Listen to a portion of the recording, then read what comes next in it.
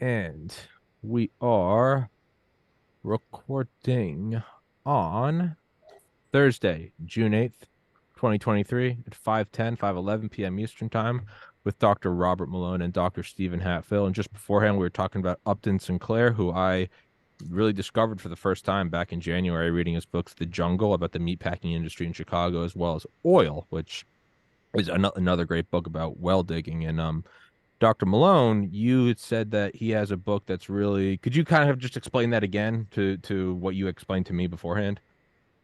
So he co-authored a book towards the end of his career after The Jungle, as I recall, called Aerosmith, Arrowsmith, not Aerowsmith, just for Stephen's clarification. So he doesn't get confused with his vinyl collection.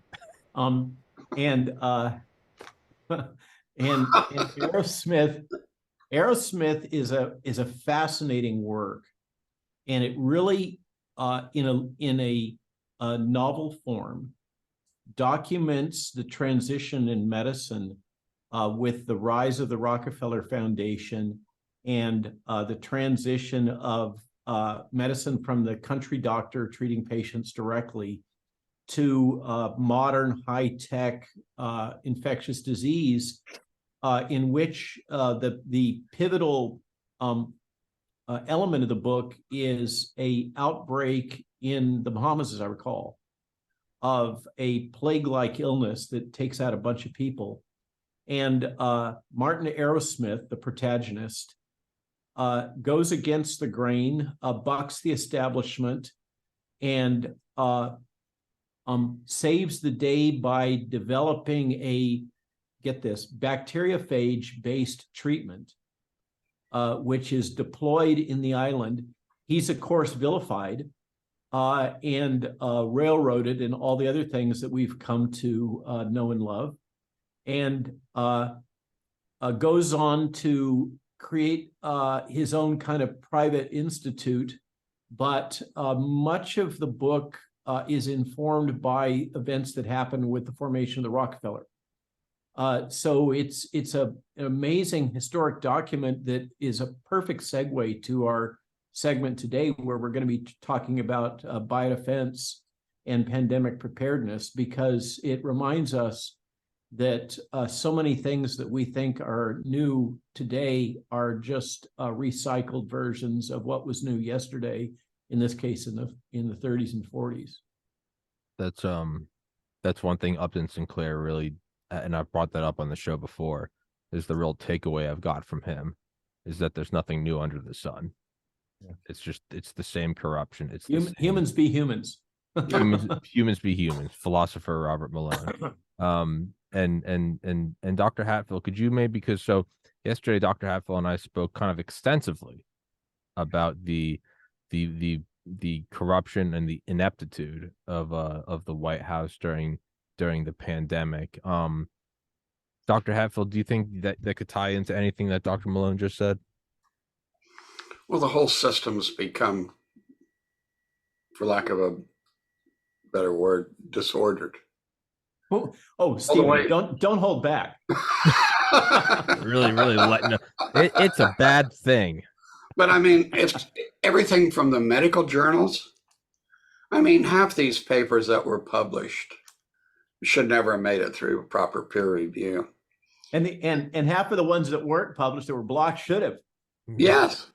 And then you find out Janet Woodcock is on the editorial board of the New England Journal of Medicine.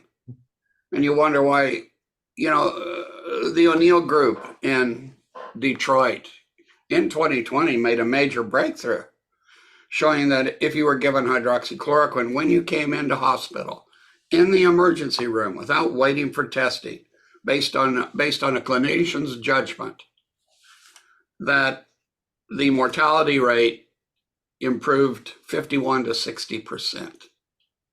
This was closely followed by studies from Mount Sinai and a very large Spanish study, which is showing like 62% improvement in mortality. This is groundbreaking, pioneering, man on the moon information. And the New England Journal of Medicine turned it down Their excuse was, in personal communications, oh, well, we've published too many papers on COVID-19 and hydroxychloroquine. So there you go. It was turned down by JAMA. Finally, Journal of Infectious Diseases picked it up. And then they sat on it for weeks because, according to the editor, of the controversy it would generate. Now, where is the word medicine in any of this description? Didn't exist. Or patient treatment or evidence-based medicine or any of those things that we were supposedly so concerned with. Exactly, Robert. Exactly. Or do no harm. Or do no harm. That little thing. Yeah. The fundamental pillars of bioethics have just been destroyed. Yeah. And so has the trust of the American people. You know, we've got H5N1 bird flu vaccine stockpiled. We got enough for every person in the United States, as last I looked, which was a couple years ago. And nobody's going to take it. Yeah. No.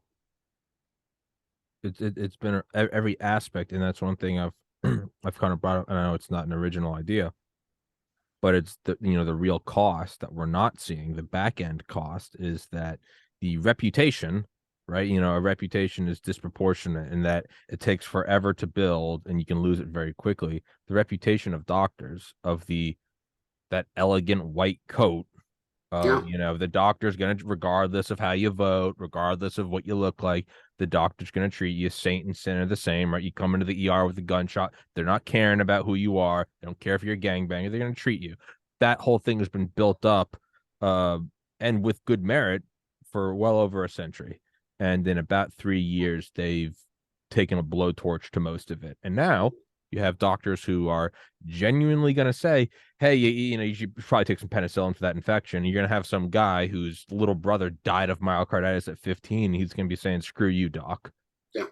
Okay, well, now what's the problem? Beyond that, I'm hearing on the other side, okay, again and again and again, patient reports, particularly parents, taking their child to the pediatrician, and being queried about whether or not the child is fully up on their vaccine shots, whether they took the routine interventions at birth. And if they say no, those pediatricians are saying, well, then we can't treat your child. I cannot have your child in this practice.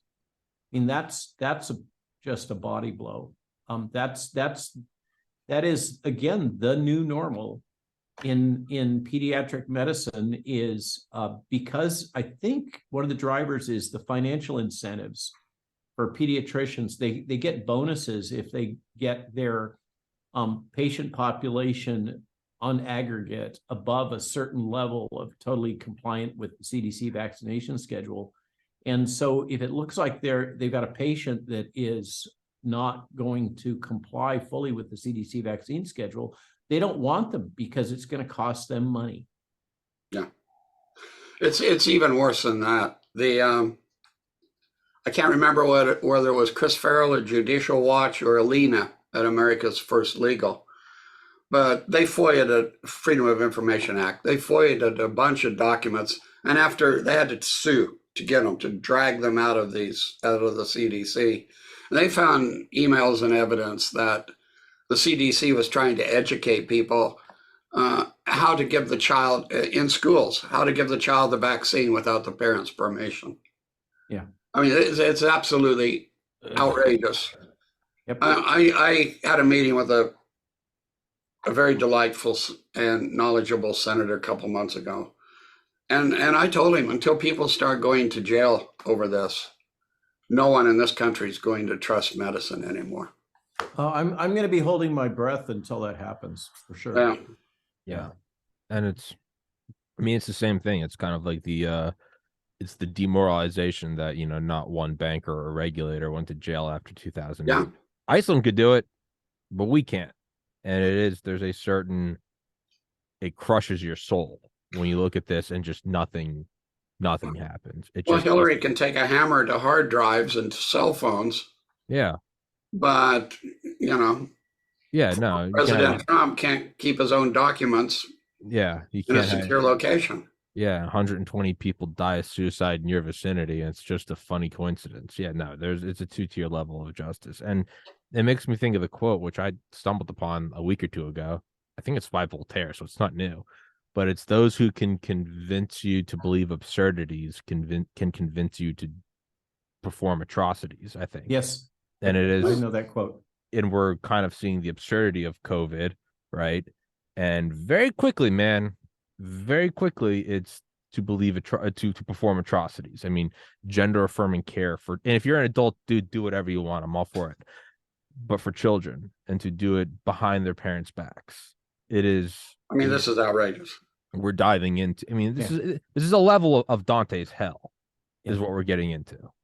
So today we have the honor of the esteemed Dr. Hatfill, who I am not going to confront with his relationships with the intelligence community, but respect that he has deep insight into various aspects of the government.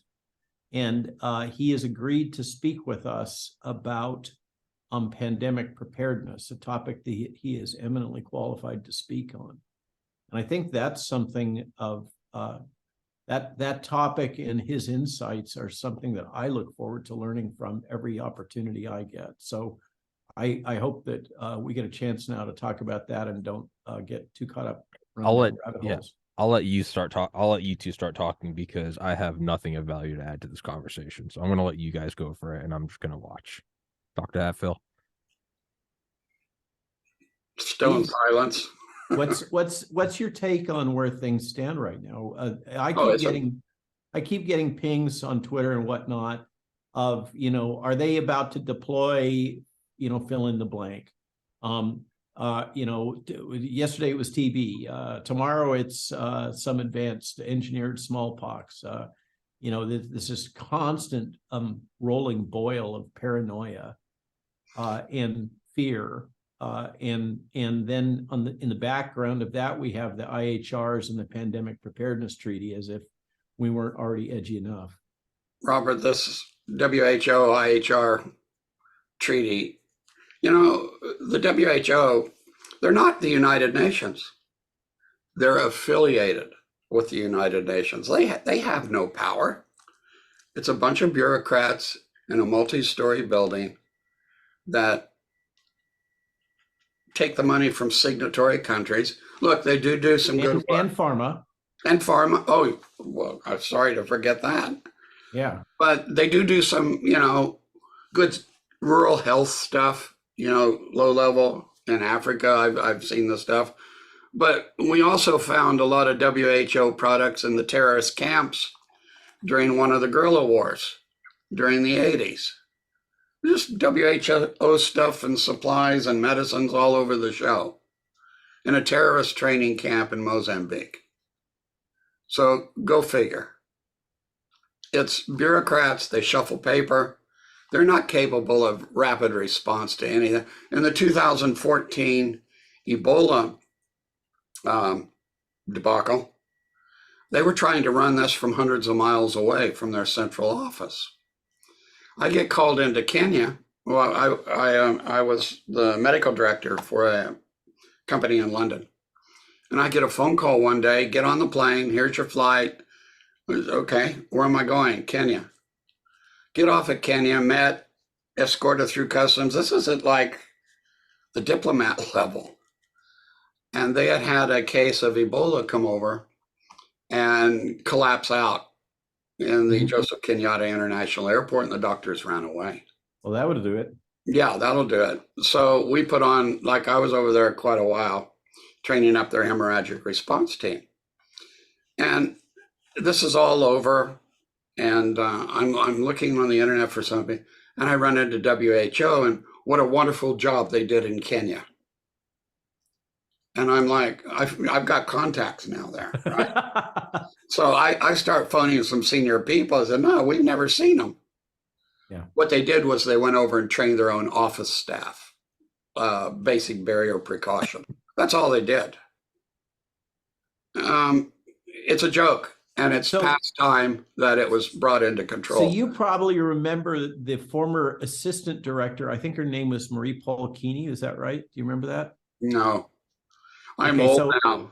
I did have quite a bit. So this is in the same outbreak. So I touched the elephant in different places. Let's not go too far with that metaphor. Or reach around. Like a gentleman. During that same outbreak. And so she was the assistant director and in charge of their response. And my clients were first Task, TASC, which of course had a contract with DTRA. And then I resigned from Task, and with the active facilitation, wink, wink, nod, nod, of DTRA, parachuted almost literally into Ames, Iowa, to facilitate the activities of a company called New Link Genetics, which had purchased a Ebola vaccine candidate from Public Health Agency Canada, together for $150,000. They called it Free Ebola because nobody wanted to fund it. And I'm not sure which company you're referencing in the UK, but certainly GSK was actively involved in these matters and believed that they had the leading candidate adenoviral vector vaccine. And this backdoor toxic, nasty vaccine based on vesicular stomatitis virus that this little company in Ames, Iowa had acquired, but which had a bunch of GMP grade material stockpiled in vials, shouldn't be considered. But in fact, that ended up, after I pitched it to Merck and Julie Gerberding, Merck ended up buying it, and that became the Ebola vaccine. But there was a period of time there where it got really dicey, that GSK was really throwing around its weight. Yeah. And I did get this is another one of those CIA contact stories involving a former officer of an organization called Argus that you probably know about. And he alerted me that there was SIG intel that GSK was chattering that they actually couldn't manufacture the damn vaccine. And they were busy advocating it and telling WHO that all others should be shut down. But relevant to your story, what happened at the time was that Médecins Sans Frontières, which was doing much of the treatment in West Africa at that particular point in time, together with Samaritan's Purse. So Samaritan's Purse personnel got freaked out and bailed out of West Africa on short notice, despite their quarantine terms and conditions, and jumped on planes for Manhattan without going through proper quarantine. And everybody was apparently okay with that. And the Médecins Sans Frontières groups stationed in the area got so freaked out because, as you know, Stephen, Ebola is a scary disease. It makes people go batshit crazy. With guns and things like that. No, it's frightening when they bleed out, or you don't understand. There's profuse cholera-like diarrhea. I mean, it's horrible. Yeah. And so what happened was the Médecins Sans Frontières medical care providers were also bailing out and heading back to France. And Marie Paul Keeney was getting desperate because she was losing her troops on the front lines for managing this. And so her proposal was to take this untested VSV vaccine that she happened to have a bunch of donated vials for that had never been clinically tested, and just start jabbing the MSF personnel willy-nilly and sending them back to the front lines. Yeah. And I had this meeting in her office where she literally, it was a Khrushchev moment. She was pounding on the table in her office. This vaccine has to be taken away from the Americans. Because we would not allow her to take this totally untested medical product and run with it. jab it into MSF people without any clinical trials at all, and no records of what was going to come out of that. And because I think that she was totally, she's from a veterinarian background, veterinary vaccinologist. Her claim to fame was rabies baits for bats and foxes. You remember the fox story with the rabies baits? So that was what got her to be Assistant Director General of WHO. Right. So she wanted to jab those poor MSF folks. And you probably recall that VSV vaccine was a nasty piece of work. Well, here's the thing, Robert. Vesicular stomatitis virus, why it was picked is that the cell surface receptor for this is on most cells in the body. Yeah. So you want to inject this and have your brain cells infected with like the outer glycoprotein of, I mean, come on. Whatever the hell. Yeah, I know. But that speaks to the ethics and the comprehension of the WHO that the world wants to put so much trust into. Yeah. And Mr. Tedros. And then one of the other fascinating stories from that history that I lived, so this is firsthand. Yeah. We were in a meeting with the Director General and the Assistant Director General and a whole bunch of diplomats, some of which I'm absolutely positive are of the intelligence community stripe. Oh, it's riddled with it. It's riddled with it. And it was decided, I had put together the first Gantt chart for pulling this new vax up. Okay. And they decided that, well, this had merit and we needed to move it forward. So we won that. Hefner gets some credit for that. Gray Hefner, remember? So we got them to say yes. And then the Director General comes over and puts the pinch on the CEO of this little Ames, Iowa-based company that's really focused on cancer therapeutics. No. And tries to twist his arm to get a donation to the WHO now that they're going to be one of the accepted candidates. It was a total pay for play. And the outcome of that was that we went home and I put together a slide deck for them. And I said, basically, guys, you've got three choices. You can do nothing and Africa will burn. Number two, you can get on the stick and become heroes of the world and get this thing moved through, but it's not going to be easy and you're going to have to deal with BARDA. Or you can sell it to Merck. And they're like, easy answer, sell to Merck. And they got out. And it was in part because, what an overwhelming thing. If you're a biotech startup to suddenly be confronted with the truth of what the WHO is, it's a big shakedown operation. It's a shakedown.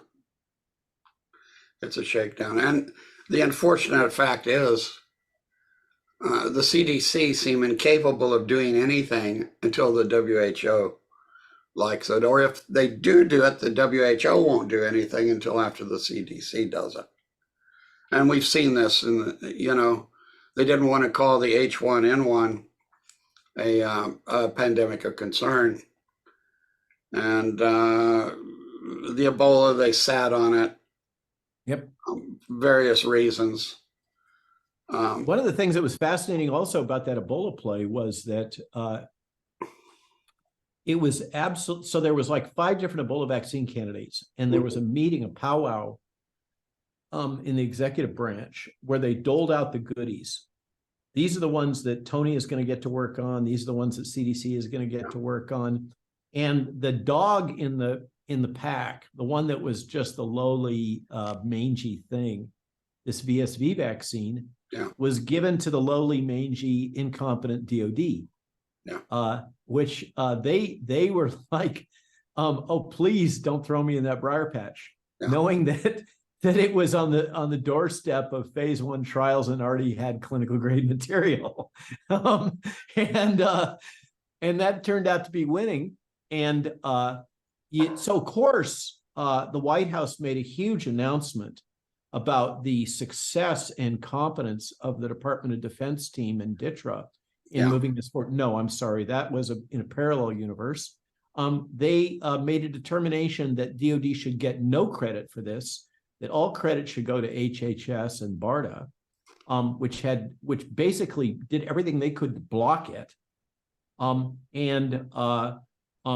justification was because DOD had, I'm going to say it, screwed the pooch with the studies that were done to track down the genetics of Mr. Bin Laden in Pakistan by doing their surreptitious vaccine genetic studies.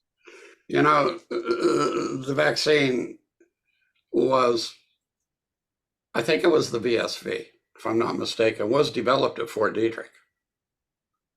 I'm sure Dietrich had their thumbs in that. They did. It was right after I left there. Yeah. And some really good people were behind that. I mean, it's hot. There's no question. It is pro-inflammatory. And you wish, that's why I use it all the time as an example when people talk about risk benefit for vaccines. Yeah. And what I say is, you may recall Osterholm was making the noise that this was that this was a respiratory transmitted variant of Ebola. And Gray Hepner called me just after getting out from a Pentagon briefing, and he about lost his shorts because there was a scenario that I actually pulled off the side of the road as I was driving to Ames, Iowa. Yeah. Hepner just breathlessly saying, I've just come out of this meeting in the Pentagon, and if this is actually a respiratory Ebola, transmitted Ebola, the scenario is 1 billion dead globally. And you've got to expedite this vaccine. I mean, that's no pressure. So you can't make this up, Robert. It's all real. It's all lived first-person experience. Yeah. And so that was the belief system then. And so I use that as an example. If this coronavirus was akin in its pathogenicity and infectiousness to a respiratory transmitted Ebola, I guarantee that there would be lines around the block like for Star Wars to take the nastiest of vaccines that I have ever known of, perhaps maybe yellow fever, that being this VSV vaccine, because in the face of death from Ebola, people would jump at it. But the problem is that this was not respiratory Ebola. It was barely a flu. But you need to also understand, it depends on which way the mainstream media goes. Well, their influence on this whole thing has just been, and these people are wackadoos. Yeah. Those reporters at the Washington Post, there were 3 of them. And I mean, you know, they're citing things off MedRxiv. And there's a big warning. This is just a preprint. It's not to be used for news. It doesn't mean anything. It's just to show some other scientists what's going on out there. And they were running with this like it was the gospel truth. Washington Post, New York Times, the Chiron Daily, and CNN. It was fear 24/7. It was generated. Yep. Over something with less than a 1% fatality rate. And in children, 0. Essentially 0. Right. The small number of kids that died, unfortunately, they had terrible things wrong with them. Yep. One had. So what's your crystal ball, Dr. Hatfill, for what comes next? Are they gonna learn? Are there going to be lessons learned here, or is it going to be short, sharp shock, harder and better? I don't give it it depends on who becomes president. Right now, you have a coronavirus task force coordinator that he can't distinguish between his front and his back on his body. Dr. Jha. I mean, how can somebody that incompetent, at least in his statements, end up in such a position? It's political. He says the right things, they promote him. Well, we could say the same about Rochelle Walensky, couldn't we? Yeah. Yeah, well, she got out of Dodge and gave them all a scolding. You know, she called the employees together and said, "You people dropped the ball," and Of course, none of that was her fault. yeah. Well, Fauci's doing it now. Fauci's saying that, well, I never advised against lockdowns. Yeah. And he tacks his name onto a paper. You know, Jeffrey Tonnenberg is a superior researcher. He recreated the 1918 strain. Yeah. And I mean, it's just superb. He used to be out at the Armed Forces Institute of Pathology. And he's under Fauci now. So he writes a very good paper on, what do we do with vaccines now? And he had a coworker, I can't. That's the paper that he cites Fauci original tacked his, antigenic sin. Yeah. Fauci tacked his name into the rear of it, and and then Birx is coming out. Well, I never thought the vaccines would work anyway. Yeah. What? She just had hope. Yeah, she's. I think of all of the disappointments, we all knew Tony was Tony. Yeah.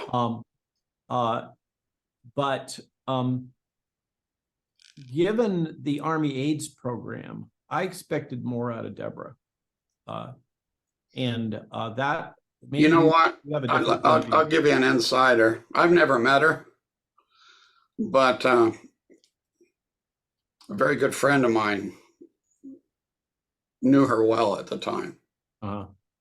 And she's nuts. She got a hold of Scott Atlas. They were in the Oval Office. Yeah. And Scott Atlas is saying, that's a lot of nonsense. We're developing herd immunity and blah, blah, blah, blah, blah. And she got him outside of the Oval Office and just laid into him. Don't you ever correct me in front of the president. Well, this is a lady that's lost her mind. Yeah, or lost perspective. Or I don't know what she's lost or if she ever had it. Yeah.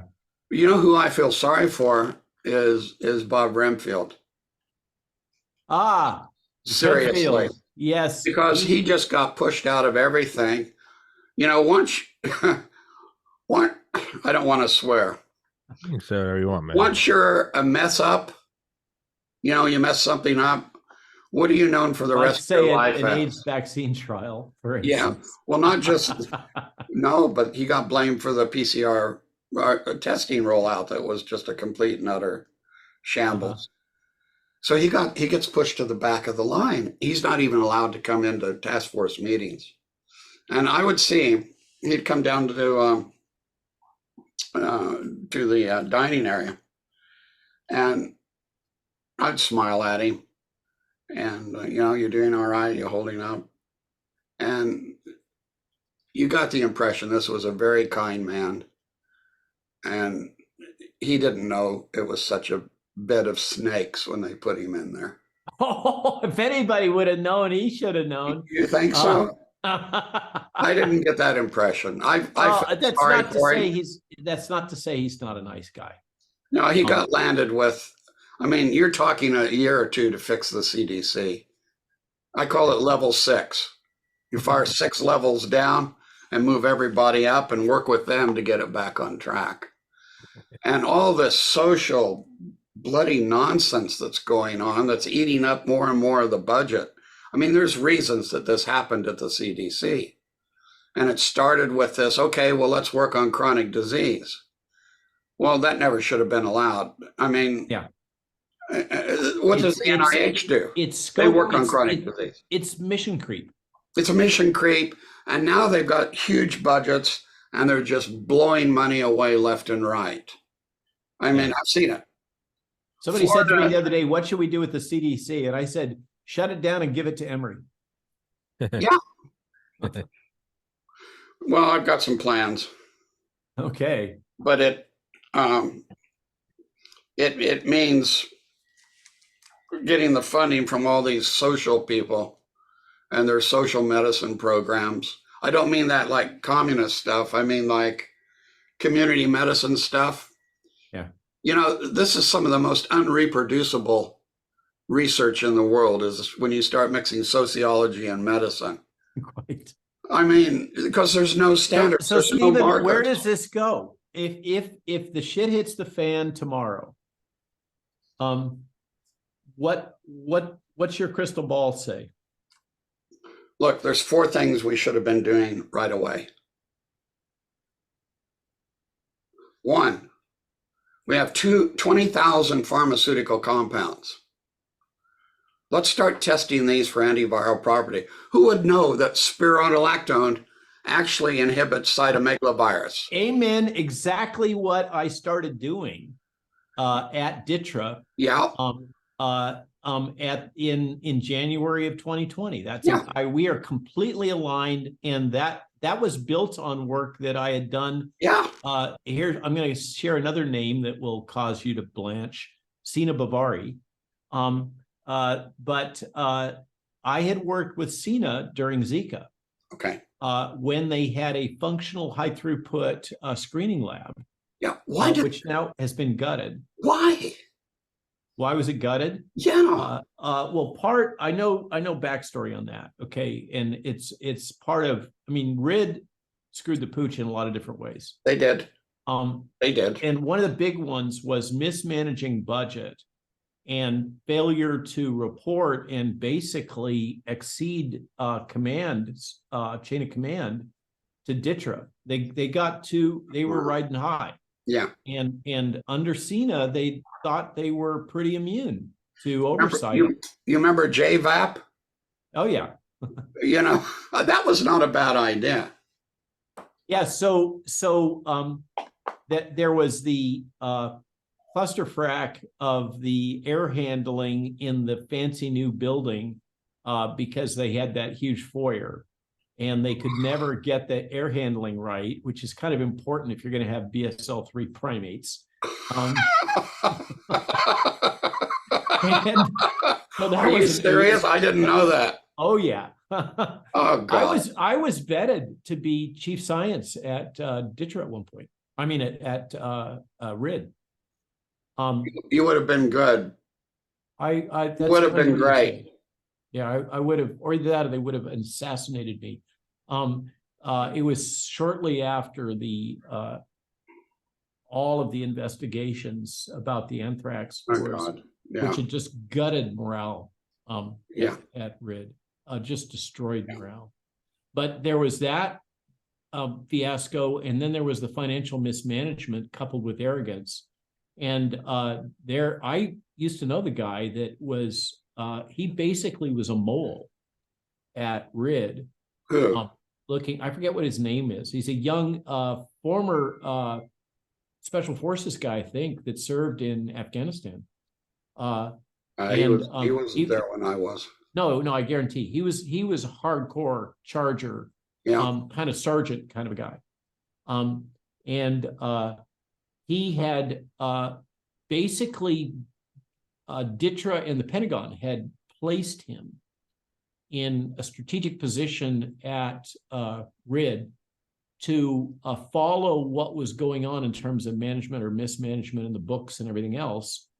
And then he filed his report. He got kicked up to the Pentagon, and they shut down RID. Well, that was over. They lost the blow casing, and they were chemically sterilizing, dumping it into the sewage. That was when they shut it down. And the woman who used to run their high throughput lab that Sina had recruited from South Korea, she was good. She left and went to Merck. But we are completely aligned. And I had made all kinds of progress. A lot of those agents have activity against multiple viruses. Yes. What's one of something, Robert? One of something is nothing. What's two of something? It's one. When you've got a highly mutating RNA virus, to go after a single antigen with a vaccine, or to use a single drug, precisely multi-drug therapy. Absolutely. But look at the workload this is. We've got 20,000 compounds. we've got to test each one against 26 different viral families, taking a representative virus. That's a lot of plaque assay cultures. And what we were doing is using laser confocal high throughput microscopy.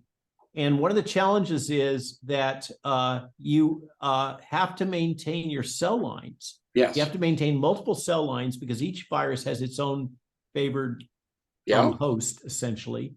And you have to keep them in a similar state of growth so that you have reproducibility from plate to plate to plate and all the proper internal controls. And then once you work through that stuff, which is a solvable problem, if you know, it's a question of money and competence and putting up the systems. Once you work through that, then the next level that you get to is looking at synergism. You know, that's a dirty word in the drug screening business, but let's say drug interactions. Yeah, and suddenly you can go from a concentration of 10 to the minus 3 molar to 10 to the minus 6 or 10 to the minus 7 when you're adding in other things, and that starts getting interesting. And it is absolutely all doable, and it's the kind of stuff. But so this is what we started doing. And I talked to Callahan about it early on in January of 2020. And he said to me, Robert, we've had all the big pharma come through. We, you know, the big we, I assume that the we we're talking about in this context is agency related. We've had all the big drug companies come through, and there is no way you can compete with them. And within about a month and a half, we had multiple agents, not the least of which was famotidine. And the thing is also in this space, there's some real challenges. There are libraries of millions to billions of compounds. And the challenge is maintaining those so they all have integrity, because they got to be stored under inert gas and frozen and blah, blah, blah, blah, blah. It's not a small challenge, but it's absolutely doable.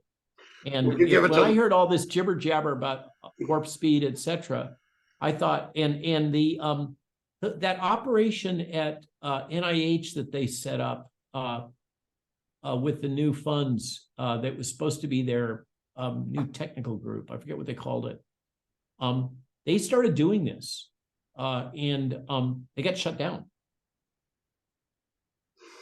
Look, we're not trying to rule out the pharmaceutical companies, because there will be some viruses where we're having a lack. Fine, that narrows the targets down for the pharmaceutical manufacturers to come up with something against those. Yeah, but the truth is, Stephen, you know it. The pharma is not the innovators here. No. EIDD 2801 was Emory Institute, right? Yeah.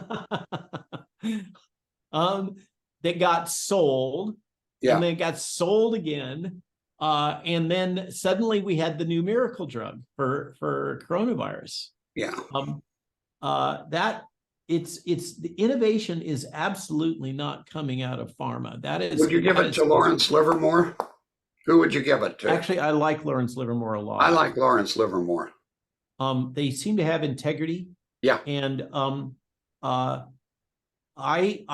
if what I ended up doing, because it was feasible, was directing money towards Lincoln Lab. Because there's a guy there, Daryl Rickey, that is really good, both in terms of computational biology and in terms of IT. I mean, he's very comfortable playing with the quantum computers that they have up there.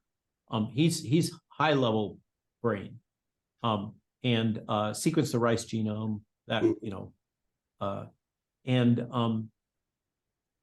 the problem is Lincoln Lab is a hot mess in terms of its bureaucracy. It is just absolutely unworkable. And we started making great headway, and then leadership got nervous and stepped in, and the whole thing went south, in a handbasket in a New York minute. Robert, don't you think the Chinese are already doing this? Oh, absolutely. Well, And they have the they'll have keep the it best. classified because it's a war fighting advantage. They are the best suppliers of pharmaceutical ingredients, components, and finished pharmaceuticals in the world right now, with the possible exception of India, who we're busy seemingly doing our best to piss off. Yeah, we are. We are. Why go to Pakistan? Why even talk to? I don't want to get into it. Yeah. They'll put the number of people that they need on a project like this, and they'll get it done very quickly. Yeah. And they'll classify it. They may not comprehend what they got, but No. they'll get it done. They might not have a clue at all. But Robert, they'll classify it. Of course. Why wouldn't they? Well, this is they're not we're now stupid. talking national defense and war fighting. Yeah. Absolutely. And we're sitting here arguing amongst ourselves. I'm sure they've had this program underway for some time now. Oh, here's a fun one for you, Stephen. So I go down to Florida for one of these talks that we give with John Littell. I think. Yeah. And in it, I try to give the audience an understanding of why the government would be interested in RNA vaccines, not spinning it, not pitching it to the audience, just saying, hey guys, there's all these theories that this was actually a mass depopulation strategy, blah, blah, blah. I mean, it's just the theories go on. And I said, no, there's actually a real unmet need for a rapid response capability that goes from genome to vaccine. Wouldn't that be nice? We would all like to have that. Yeah. Safe and effective genome to vaccine. A platform that would be, we'd have the vaccine out there in a couple of weeks. Mass bioreactors. That's the fantasy, right? And so I was explaining it to people, and in the part of the talk where I was pitching what the true threat scenario was, I mentioned that the technology has evolved to the point now where viruses and pathogens can be engineered so that they're relatively ethnically targeted. Okay, this is not a controversial statement, as you know. Okay. So John Littell gets challenged by his medical board. Oh, poor John. He lives here.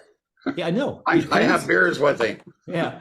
He pings me because they're challenging the statement that I made. And what is the, this is clearly misinformation. This couldn't possibly be the case. This medical board is challenging this, and they're like, so John is writing me frantically. Can you please give me some references for this? And I say, John, frankly, I'm a little offended. I am the goddamn expert. I know about these things. But if you insist, here's this article and this article and this article and this article and this article. I never heard another word back, but that's it. We're in an environment in which truth is whatever they asserted. Well, here's the thing with poor John. He was talking, these people on medical boards, they're not doctors. Yeah. And this was an HMO type thing. Yeah. And he's telling them essentially, you kill thousands of people by not allowing ivermectin. So he picked up and taken outside. And then they go after him. Yeah. My understanding, I haven't talked to him for a couple of weeks, but my understanding, he's got his license back and all that. But they sent him off for mental health evaluation. Just like the same strategy they did with Meryl Nass. Oh, listen, I don't like her. We're not going to talk about her. I just had a drop. They used that same strategy with Canadian physicians also. Yeah. How do we fit? You know what? Yeah. How do we go forward? Which is the let's start all over. Well, let's start all over again.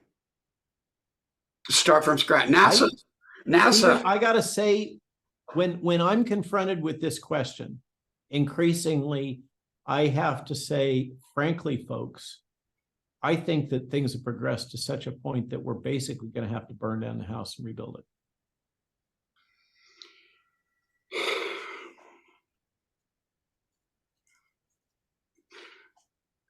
I'm hoping we can just burn down part of the house. You are a eternal optimist. Well, there's so much to do, Robert, and so little time to do it. I know. And burning we're down not the house even doing plays them. right in. Yeah. It plays right into the hands of our opponents. Oh, absolutely.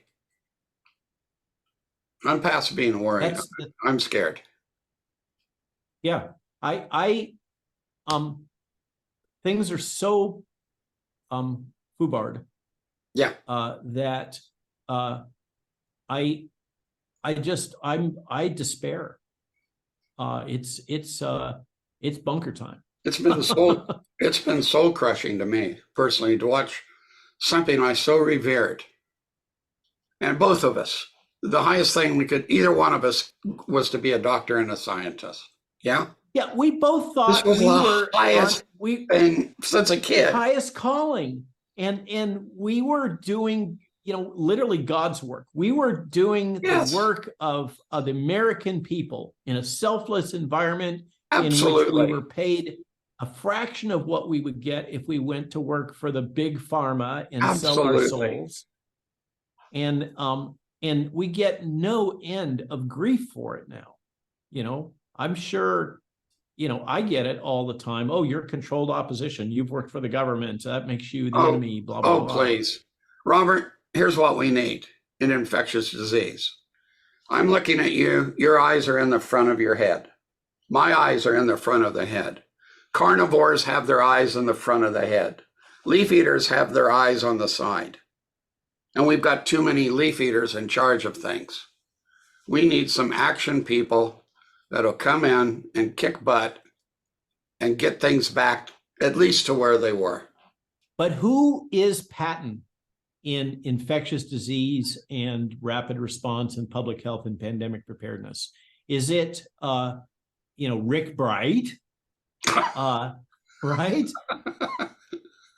Is it who's the guy at CEPI? I forget his name. Is another agency hack. These what passes for leadership these days is sycophants. I would pick the people that were the most outspoken, both in favor of early drug treatment and against the vaccines, because everybody suffered. You've suffered. Poor George Fahid. Yes. What kind, good doctor. I mean, my God, I want him as my doctor. Yeah. And they just put up with it and wouldn't shut up because they knew they were right. These are men with eyes in the front of their head and character. And that's what we need back in charge of things. People that aren't afraid. Your example is fascinating. Right. So George should have retired. Oh, I know. George is old school, Harvard trained, hardcore, the way docs used to be. Yep. And those are the only ones that seem to have been fearless. Right. And such a kind man.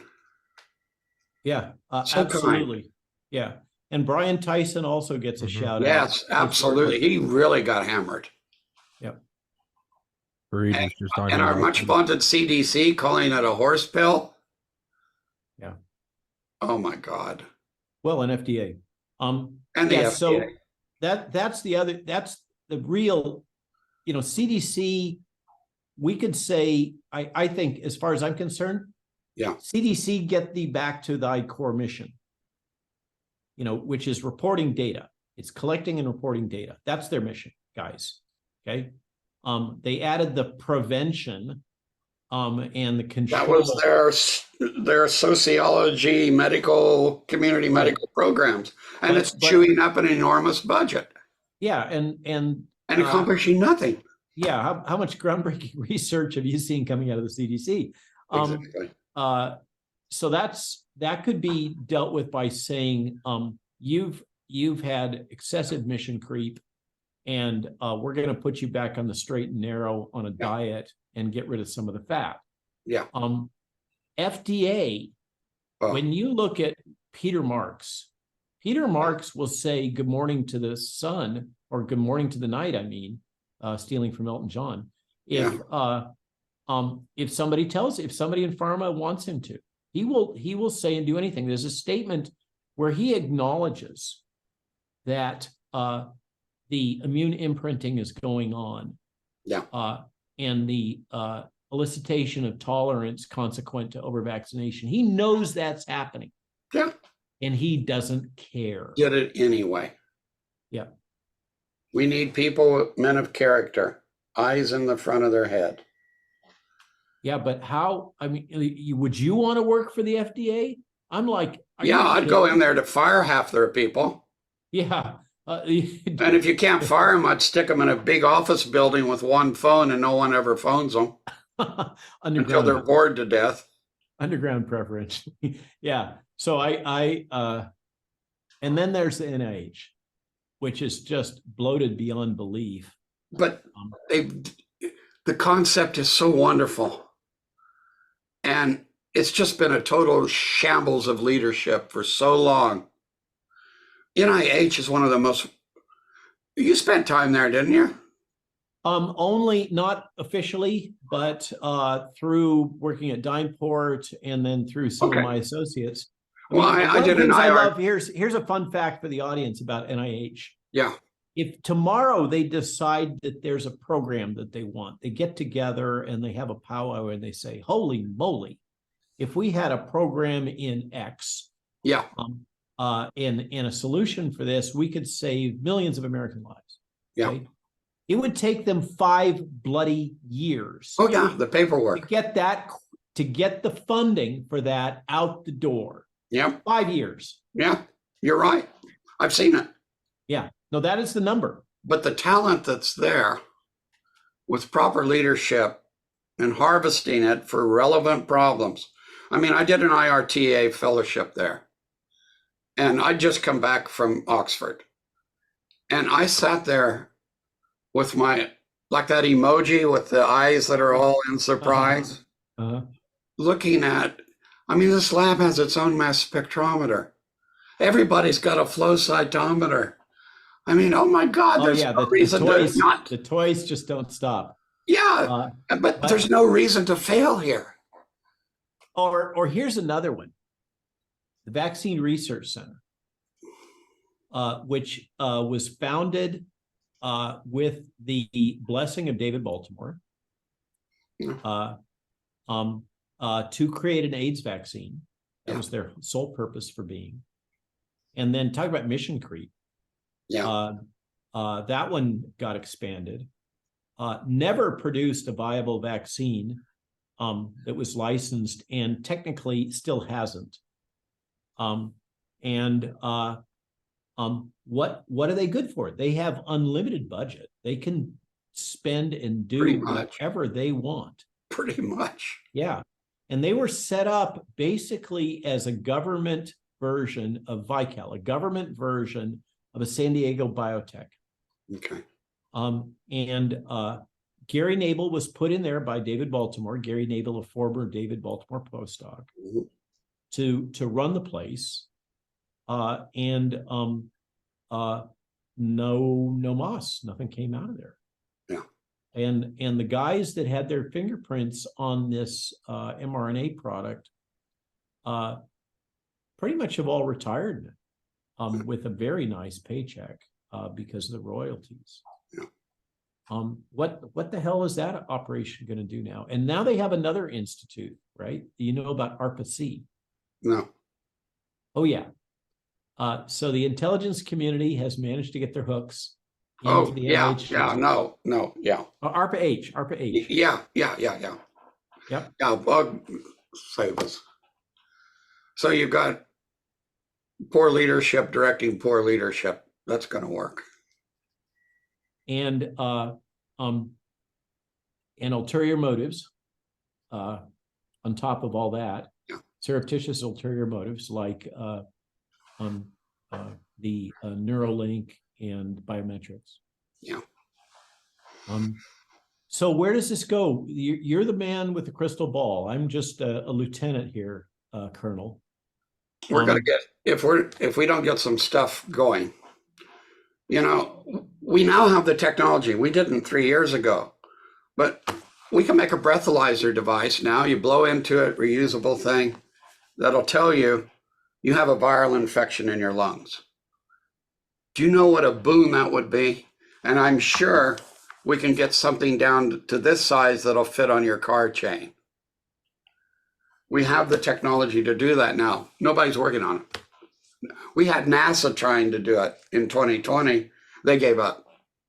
But we now have some serious technology. Let's start funding this. I don't need to know what virus it is in the middle of a pandemic. You've got all the signs of an upper airway viral infection. Blow into this. You've got all the SOS volatile chemicals being released from your airway. Right, I'm going to exactly. treat you with 2 or 3 of these drugs at this mass screen. This is if it walks like a duck and quacks like a duck and looks like a duck, it's probably a duck. When you hear hoofbeats, you think of zebras, not canaries. Right. Right? Yeah. The basic medicine that was drilled into us as students. Yeah. So your version of pandemic preparedness 2.0 is clean house, infusion of new tech. Yep. And a new instead of the yellow berets, a new green beret cadre of mini patents that are willing and able to come in and operate in a semi-autonomous fashion. Yeah. But one more important thing. No one has focused on the local communities. If I'm from a town of 18,000 people. I phoned them. How many dead bodies can you handle? 3. 18,000 people. Well, 40% mortality, bird flu, something like this. There's nasty things out there. Well, okay, now we're stacking bodies up. Training, a civil defense program. Now it's time to get out the big excavator. Yeah. Hints from the old 1950s, 60s civil defense program. My little town had a civil defense office, and it had the Geiger counters and this and that, and the boxes of crackers and the sealed water. We put that in the post office, which is the only brick building in town, like sturdy. And if we'd ever got fallout from Chicago, we could do something for 14 days. So you're also advocating for decentralized capabilities. Oh, yeah. Capabilities. Focus on the local authorities. Make your foundation the local authorities. If they can handle their medical surge and their deaths, they can build on top. They can handle other things. Link that up to the counties, counties to state, state to federal. So at one level, new tech. Yes. But in another level, old tech. Yes. Old tried and true. Yes. Treat the patient. Yes. Triage, management. Alternate treatment center. Yeah. Keep the hospital free of infection so it can continue to do its normal hospital stuff. Okay, so who's going to be calling you? Is it going to be Bobby Kennedy, or is it going to be Donald J. Trump, or is it going to be Mr. DeSantis? I don't know, probably the IRS. Yeah. I cracked myself up. I'm sorry. Hey, I got to go, Robert. It's wonderful to see you, sir. Likewise. Thanks for the chance. Fantastic to see you. Tommy, thanks for the chance to put us together. Another well done. Yeah, Tommy, great job, man. Thank you, sir. And yeah, you can always tell it's a good podcast. I was looking at the stream counter. I stopped talking at 12 minutes in. I haven't said a word in 51 minutes, and that's how I know it's a good show, is because I shut my mouth and let you guys talk. We're a self-generating party. You guys know it is. It's great. I put the fire together and I watch it go. Navarro wants me to move down to Palm Beach. I just can't afford to keep 20 horses on Palm Beach, so it's just going to have to. Well, you know what? I'm in Ocala, and I'll find you some cheap places to keep them. Ocala is absolutely on the short list of potential places, except in the summer. You need to get your ass buggy. you need to get your ass associated with Peter. You know, I worked with him under stress for a year, and I worship the guy. Yeah. Seriously, he gets stuff done. Actually, I recall him calling in to Alchem Yeah, early in the outbreak, yeah, seeking suppliers of hydroxy and what volume could we manufacture Yeah. domestic rather than having to import.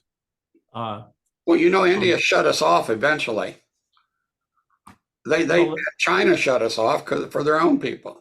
Which mirrors what freaked out Obama when the embargo was placed on the H1N1 vaccine. Yeah. That triggered his whole investment in the ADMs, which turned out to be another fiasco. Yeah.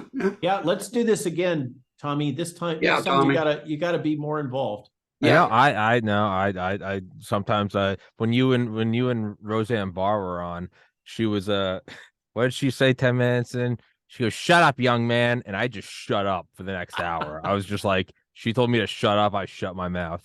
No, man, people are here to listen to you guys talk. I run my mouth enough. I'm smart enough to know how smart I'm not, and I know what you guys are, and I know I'm not. So you guys get talking. Oh, come on, Tommy. Which means, Tommy, that you have You're deep smart. Wisdom beyond your years. You have much wisdom beyond your years. I know when to shut my mouth. Dr. Malone, Dr. Hatfill, guys, if you go into the description, you can find a link to Dr. Malone's book, Lies My Government Told Me, and Dr. Hatfill's book, 3 Seconds Till Midnight. And Dr. Hatfill's got another book coming out later this year. It's not back yet. And also, if you go into the description, you can find Dr. Malone's Twitter, Getter, Substack, all that good stuff.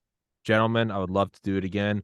Obviously, my podcast is y'all's platform. And what did I just do? I just did something. Thank you so much for your time. Thank you guys for coming on here, and I look forward to the next one. Be good, Tommy. Good to see you, Tommy. Good to see you, Robert. Always good to see you. Thank you so much, gentlemen. Guys,